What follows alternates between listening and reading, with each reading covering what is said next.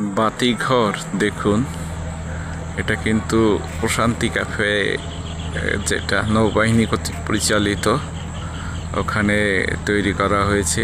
এই নৌপথে চলাচলকারী যেসব লাইটের জাহাজ আছে তাদের দিক নির্দেশনার জন্য।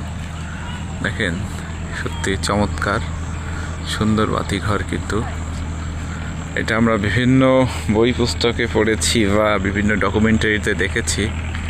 তো সেরকমই একটা বাতিঘর, যদিও ছোট, কিন্তু খুব সুন্দর বাতিঘরটি। দেখেন,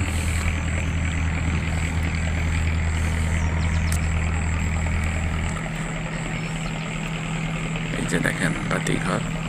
এপাশে কিন্তু জাহাজের যে হুইল আছে, যেটা দিয়ে জাহাজ নিয়ন্ত্রণ করা হয়, সেরকম একটা প্রতিকৃতি তৈরি করা হয়েছে।